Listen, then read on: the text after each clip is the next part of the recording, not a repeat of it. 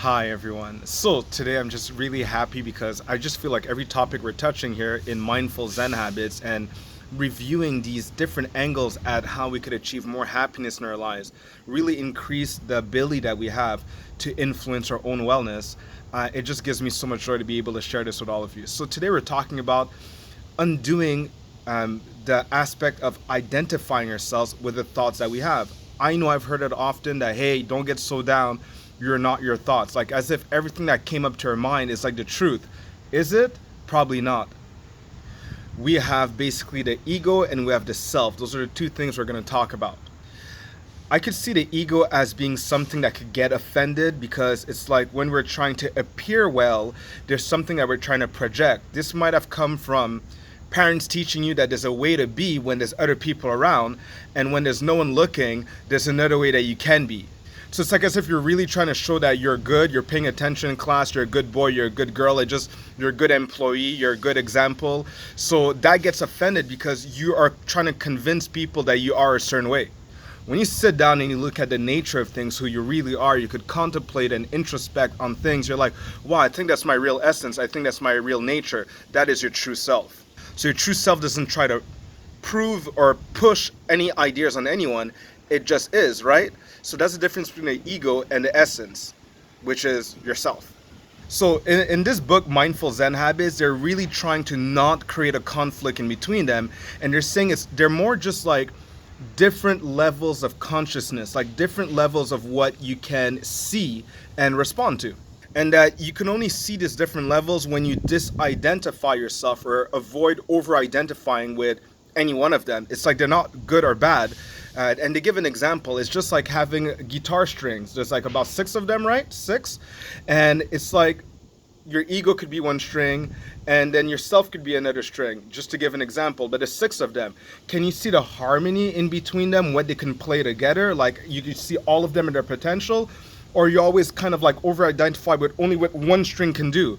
So it's just one example. Maybe you have different examples. Please share them in the comment box. So unless we're aware of the influence of our ego, we can't disidentify ourselves from it, such as unless a fish is taken out of the water, it cannot really notice that it was in the water all along. So this is why it's very important for us to introspect and try to look at our day and our involvement in the day from a different angle, from a different perspective. This is good because it could free us from these automatic reactions that we have. And I always say, if you're not even aware, if you can't distance yourself from your automatic reactions, you're gonna have a lot of radioactive relationships. And I don't know, those just appear to be toxic, right? Do I have a toxic relationship with food? Like I just have these automatic behaviors, but I don't feel the thoughts that go through my mind, what triggered them before I went and eating something that has always disempowered me and made me feel bad afterwards, physically, mentally, and emotionally. Or I've always attracted the same type of people from the opposite sex. I've never paid attention of the behaviors that lead to these poor choices. The last example is the best one. It's like being able to notice that when you're watching a movie, you're reacting in the movie, right? But you can't see yourself reacting, you're just reacting. You'll get good enough with meditation of being able to come in there with a new attitude, so you could kind of like in the present moment study your behavior, like being at least able to observe your behavior. That takes practice, but what you could practice that's easier to do is you could contemplate afterwards of, wait a minute, how was I when I was watching that movie? You might notice that you are completely disconnected from reality, but this is a principle of coming into a situation with a new attitude so you could be more aware of your behaviors, these automatic responses or reactions that could turn into chosen responses. Another example I could give is I was watching a movie once with one of my friends, and she's like, something disgusting. And I'm like, okay, let's change your attitude. How about what's hard to watch about these animal cruelty things? How about if you're the only witness on the scene? How about if now you try to disconnect yourself from the suffering that you're seeing these animals go through and see yourself as you're the only witness on the scene? Instantly, this person was watching it with no emotions. All this cringing that they were before, because they came in with a new attitude, from a new perspective, they were able to overcome the automatic reactions that were not from their choosing. The same way you could choose to look at things differently when you approach challenges in your day. I knew this would work because there is one thing that they're mentioning here in this book is that one day you discover deep down that we're all the same and we all do have this loving base. So when it's hard for you to be like, I don't like this person, I can't forgive him. So where did they lose touch with their loving base? You know, we all have one, and are we in touch with it? Do we lose touch with it? And what made us lose touch with the fact that we do wish well to others? So what happens when you have like someone yelling on people all day? They might have lost their way. Can you see yourself what you would have to do or what would have to happen to you in a combo, like multiple things at the same time, so that you are having a day just like them?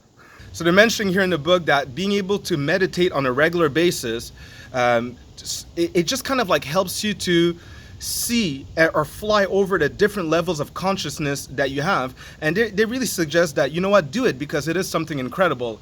It provides you as an end result more peace and tranquility as you reflect on how you could have more stability. What?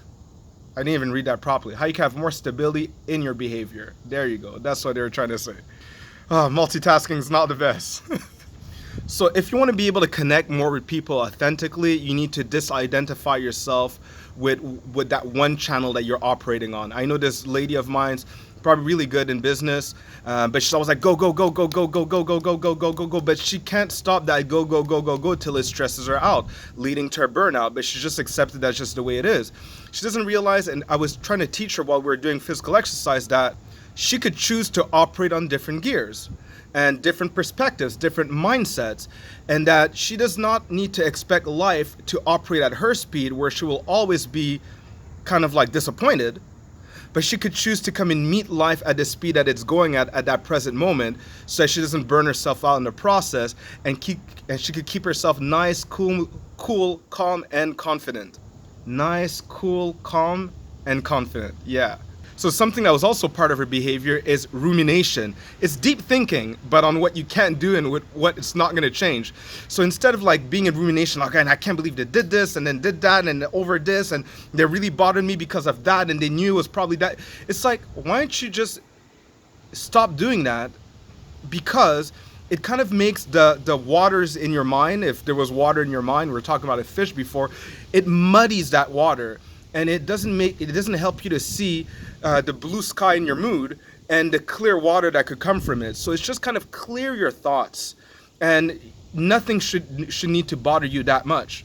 What can I do? What can I influence? My thoughts, my emotions, and where are the things that I cannot really influence right now, and I need to kind of accept as the nature of things. How do I want to position myself with the nature of things?